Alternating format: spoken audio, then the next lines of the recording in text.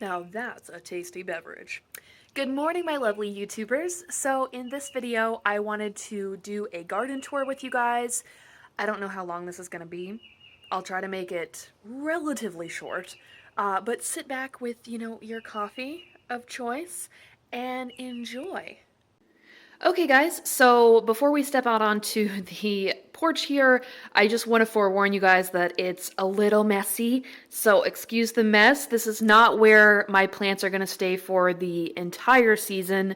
I have them moved out here so that they can adapt to the increased light and moisture and humidity and wind and all of that good stuff. So this is where they come. I get to control the amount of water that they receive because you can see the porch is covered here and a fan for increased airflow. So I control all of those factors, and that way they can adapt slowly and no burnt leaves. That's I forgot to do that last year and I had a ton of burnt leaves on my orchids. I'll show you the one that I definitely was so sad. Good thing it didn't die because it had a lot of burned leaves and it's recovering. So hopefully when the new growths come, once it gets much, much bigger, I'll be able to divide it and take off those ugly clipped leaves. So this is the one last year that I had to cut the leaves off, and you can still see a burnt edge here. I just, and then some edema there. This one just had it rough because I put it in too much sunlight too quickly, so it didn't have enough time to adapt, and it got some burnt leaves. Lesson learned. So this is what it looks like when you step out onto my patio. Close this door here. Like I said, it's a little messy. Propane tank.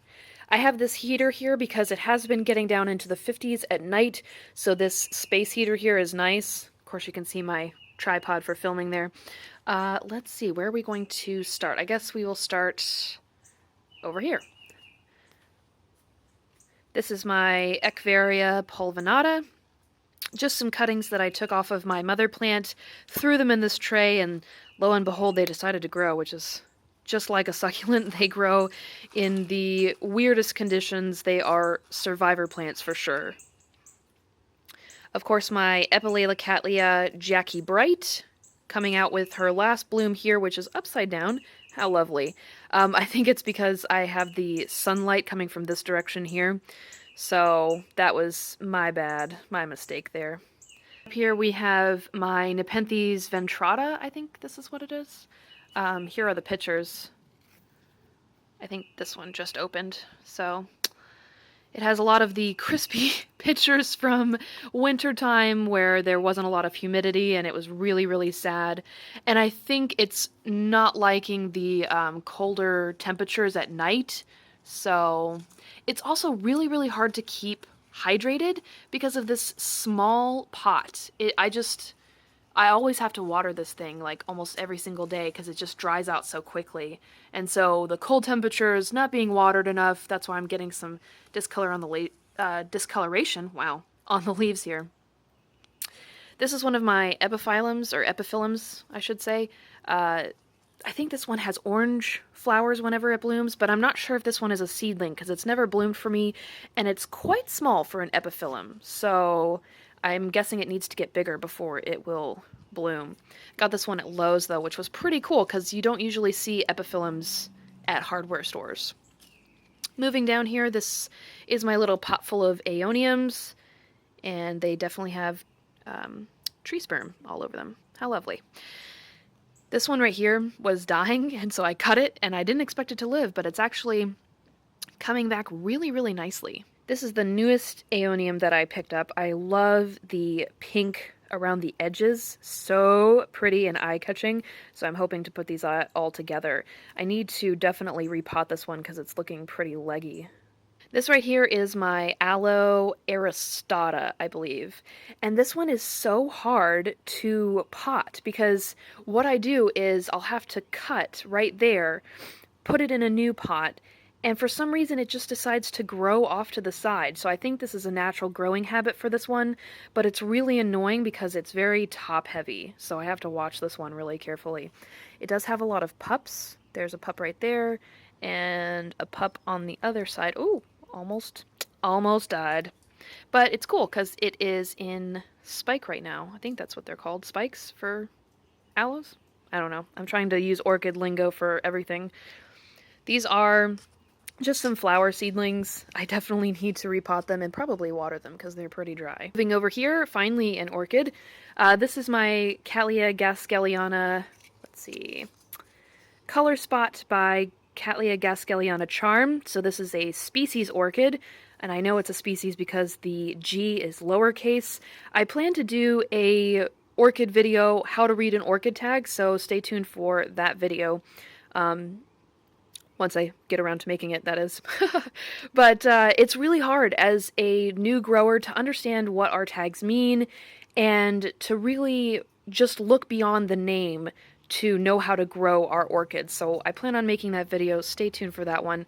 I'm really excited for that because when I was a new grower, it was a lot of research, learning, and, just trying to figure out what the heck that Egyptian language is that is on this white plastic thingy.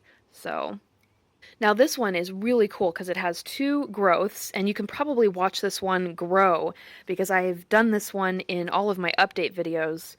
So you can watch them start off as little tiny nubbins, and now look how big they are. And I love that they have this red stripe going up the middle of the leaf there. This one really shows it, I think. Yeah. And this one is actually in sheath, so it's doing a really good job of recovering nice new growths.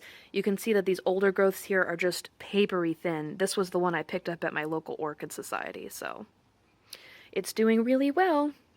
This is my Adenium obesum. I picked this one up at Lowe's, and I fell in love with Adeniums. So then I purchased some seeds, and I will show you the seedlings later, but this was the first one that I ever purchased. So I'm not huge into succulents, but I do have a lot of Adeniums and Stapelias, so those are my favorite succulents. This one is just beginning to come out of dormancy, so you can see the new growth right there. This is the mother plant, the Echeveria pulvinata. The cuttings that we saw were at the beginning of this video. So this is my mother plant here. I love her. I love how she has the big, and then it sort of cascades down into very, very tiny. And this is my Stapelia collection. So I have this one, which I have no idea the name. Hoping it blooms this year so I can figure out what exactly it is. Found these leaf cuttings on the floor of Lowe's, and so I picked them up, and we'll see if they grow into anything. My Stapelia gigantea, and my Hernia schneideriana, and over here is my aloe pink blush. It's really cool. Whenever this one gets into full sunlight, the whole plant turns pink. I love it. Over here is kind of my reject corner. This is my Collagenea, what is that? Pandorata by Collagenea, South Carolina. I'm still learning how to grow this one. I repotted it into some sphagnum moss, but you can see it's got the spotting and the browning of the leaf tips. So this one is still a learning curve for me, so hopefully it does better potted in this new mix. These guys, I don't know what is wrong with this one. It just has this bacterial brown spot, and it lost a leaf. It's not happy. It's never bloomed for me, and it has these really, really dark green leaves, even though I have it in a very bright location. So I'm just gonna leave it in this thing and let it do whatever it wants to do. This one I just got lazy and never potted. I was gonna unpot it and then repot it, but then I never did, so I think I'm just gonna leave him here too. And this is my Paphinia Majestic by Stanhopea genesiana, and it's doing really, really well. It has this new growth over here, right there. So, can't wait for that one to bloom. Moving over to the other side, this is my spider plant. I've had to divide this thing so many times. This is actually my grandmother's spider plant. It's like 15 years old now. It's huge, huge, huge, huge. And it always puts off like a bajillion babies, but I cut them off because that takes away energy from the mother plant. So now that it is getting to be the growth season, I will let the babies grow. And I usually give them away to friends or family or, whoever wants a spider baby. Those things are just ridiculously easy to grow. This one is my Paphiopedilum laelita, and it aborted the bud that it did have, which was kind of unfortunate, but it's growing this side fan now, so hopefully that one will decide to... Wow, my camera is not focusing today. Hopefully it'll decide to bloom off that side growth there. This is the Cattleya percivalliana that I got off eBay, which was in very, very sad condition. But if you look right in there, that is a sheath starting, which is crazy. I've never seen a growth this small working on a sheath. So I will keep you guys updated. I don't know if anything will become of that sheath, but I'm really, really excited. That is my Dendrobium phalaenopsis. It's never bloomed for me. Nobody cares about you. Paphiopedilum, he hates me. This is my Stanhopea stevensonii. You're doing really, really well, despite the fact that I got water in the newest growth. I'm hoping he will put out a new growth, so I'll keep you guys updated on him. My Dendrobium nobile, which I seem to have more success growing the nobiles than I do the phalaenopsis, even though the phalaenopsis are said to be easier. I have no idea, but the Dendrobium nobile is doing really, really well. Has this new growth here. Moving down to the floor, I've got my Dendrobiums down here. This is my Latoria type Dendrobium. No new growths on that one, so not really anything to update you guys on. Dendrobium kingianum, or delicatum, whatever you want to call it. Still in bloom back there, but it's beginning to drop them. Dendrobium nobile here with its new growths. So new growth right there, and on the other side, I'm hoping it'll make more new growths, because 2 is pretty puny for the size of the plant. It should be making more than just 2 new growths. Last year it made 4 new growths, I think. It made 4 new growths, and this one ended up snapping off because it fell. Ugh, I'm sorry, little guy. And this is another Dendrobium phalaenopsis. I'm probably going to get rid of my Dendrobium phalaenopsis. There's an Orchid Society meeting coming up, and I don't need these big guys in my collection. They're just so much to deal with, and I'm not crazy about the blooms. They look a lot like phalaenopsis, so yeah. I would rather have fragrant orchids in my collection, so this one is making a new growth, so I feel better about... right there. I feel better about putting this one on the raffle table. Moving up, this is my Nepenthes Miranda, a recent acquisition, not terribly recent. I think I got this one like a month ago. But I love the spotted pictures, almost like a leopard. So I like this guy. And hanging below the predator is my Stanhopea predator. Oh yeah. So this is the Stanhopea predator that I got from Al's Orchid Greenhouse. So doing really, really well. I just need to water it more. It dries out so quickly. Another one of my epiphyllums, this is Epiphyllum oxypetalum, I believe. Has really, really thin leaves, and whenever it blooms, I believe this one is nicknamed Queen of the Night because it has blooms that open at night. I got this one as a cutting from somebody offline. Really, really love having this one in my collection, but it hasn't bloomed yet. Epiphyllums are very finicky in the sense that they don't like to be repotted very often, and they won't bloom for at least 2 years if they are started from cuttings. So they are pretty pretty finicky, but I love having them in my collection. One of my bulbiphyllums back there, and this one was a cutting or division from one of the Orchid Society members' plants.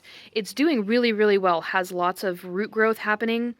It just hasn't made a new growth yet, so I'm hoping it'll make a new growth soon because it's looking really, really bad. Alrighty, and we are finally at the major hunk of my collection here. These are mainly Cattleyas. I think I have my Maxillarias in here. Oh, yep, I see them. My Maxillarias, and I don't know why, but I think my Maxillaria tenuifolia skipped blooming again this year, which is so annoying. I've given it tons and tons of light. I've given it everything that it could possibly want. It has new growths, which you can see one right there, that red growth. I don't know what's going on with this thing. I hope it blooms. There's still time, but I don't know. I'm seeing new growth. I'm not seeing any bloom spikes just yet, so keep you guys updated on that one. This is the Memoria Dorothy Birch that we repotted together, and it has a beautiful new growth right there. So I'm really excited. It seems to really like being in this mix. I just need to water it more. Wow, that's the story of my life. I mean, there's so much to show you guys. There is new growth on everything. I've got new growth on my maxillaria. This is another tendifolia. This one actually I picked up at Lowe's. So I have two maxillaria tendifolias. Neither of them blooming. Awesome. This is my Cattleya caguas ruby, and it has a ton of new growth. Let me see if I can pull it out here.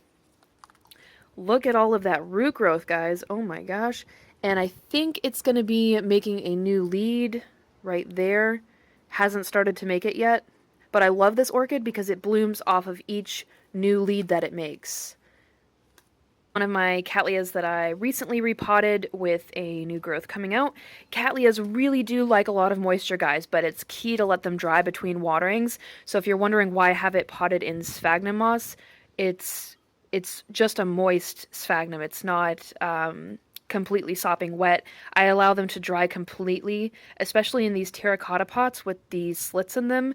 They're just so easy to grow in sphagnum moss, and the orchids love it. They love growing in sphagnum. This is one that I think is making a sheath. Maybe? No, it doesn't look like it is. This is one that I picked up off the clearance rack at one of my local nurseries. Okay, so I had to pull this thing out so we could get a better look at the orchids on the back here. Another one of my Cattleyas. This one I got at Lowe's. I really wish they carried the bag babies at my Lowe's because I got good deals like this one here, which, you know, was a seedling when I picked it up, but it's growing by leaps and bounds. It has a new growth somewhere. Oh, there it is. So right there, if the camera will focus. So right down in there is where the new growth is. I don't know if you guys can see it. My Cattleya Husky Boy Romeo has a new growth right there. It's kind of hard to see in this lighting, but it does have a new growth there. Here is the new growth on my George King Southern Cross. I got this one from Kawamoto Orchids, and I cannot wait for this one to bloom. I hope it blooms. It didn't bloom last year, but it is a blooming size plant, and it has all of these crazy roots coming out of this pot here. It loves the little drip tray because that's where the water collects whenever I water, so the roots have just been going to that drip tray like crazy. They love all the water that collects there. Here is an update on my Peristeria. It is starting to leaf out with this new growth, so I must be doing something right. Although I'm not still 100% on the culture, I am learning, and I apparently am doing something right. So the sphagnum moss right now is moist, more on the dry side, I would say, and no bloom spike, which I read they produce a new growth and a bloom spike at the same time. So I guess since there's no bloom spike, it's not going to bloom this season. Hopefully next season. We'll keep you updated. Another one of my rescues, but I think I need to repot this one because I think it's just way, way too dry for it. But I think it's trying to make a new growth right there where my finger is. Not sure. It's in pretty sad shape. This is a Waianae Maiden. What is that? Oh, Brassolalia Cattleya. Wow, this is pretty small for a Brassolalia Cattleya. The pseudobulbs are super tiny, but that could be because it is in very sad shape. This is my Miltassia Charles M. Fitch Izumi. It was looking very, very spotty and sad. If you look at the leaves, they're very, very spotty. So I pulled it out of the sphagnum, and there were pill bugs everywhere. So I don't know if they had something to do with it, but hopefully this new growth doesn't get too gross looking. I absolutely love doing these videos for you guys because this is where I actually take a really good look at my orchids and find new things all the time. So this is my LC, what is this? Mishima Luster, I think it's Jean, and it has this new growth here that's been growing for a while, but it also has a sheath on the inside of here. It's not as open as I would like to show you guys, but there is a sheath on the inside of there. Please send me good blooming vibes for this little guy here because I would love to see it bloom. My big Bulbophyllum War Youth White Fang. So it kind of looks like Medusae when it blooms. It has those long feathery, I don't even know how you describe that. I guess kind of like a pom-pom when it blooms. So I love this guy. He had a little bit of bacterial brown spot, but it didn't spread. It only got to this leaf. It kind of looks like sunburn, but it started off as a sunken brown spot, but it didn't spread to any of the other leaves, so that was good. One of my maxillarias, this is the Porphyos steli from Johns Island Orchids, and it has all of these new growths. You can probably just look at this thing and see all of the new growths that it's making. So I'm really excited. He's doing really, really well. Definitely need to clean the pot. And this is another one of my rescues. It's doing okay. This is my Angraecum germanianum, and she had a really, really bad run-in with scale, so she was not looking too good. I think there's still some scale left on her, so I need to do another application. But yeah, she was not looking so happy. But I'm hoping since I can get this under control, hopefully she will decide to bloom this year. My Maxillaria variabilis, yellow by Black Eyed Susan. I think I'm going to give this one to my local orchid society as well. It didn't bloom with the black blooms like I had expected, so I think I'm just going to give this little one away because I was really hoping for those black blooms. I think Johns Island Orchids actually carries a black blooming Maxillaria variabilis, so I'm going to check him out and maybe do an out and about video going to his nursery. And a new growth on this Cattleya. I think this is Volcano Queen. So she's got a new growth there. And she still has all of her lovely long roots, but I don't think they're getting quite as much water as they were because she has just a little bit of green on those root tips. So I need to keep her more watered now that she's not in sphagnum moss. This girl right here, she is just a trooper. Look at all of those new roots coming out of there and a new growth beginning at the base of that pseudobulb. She's just looking really, really good and has roots growing everywhere. I might even mount her because all of these roots that she's growing are aerial, and I think she'd look really, really beautiful mounted. She doesn't have a sheath in that new growth, so hopefully she'll decide to bloom off the next lead once she gets a little bit more healthy.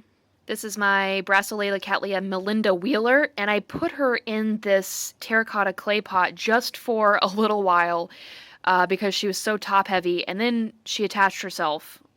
I didn't even think that the root would grow that fast. I probably wasn't paying enough attention either.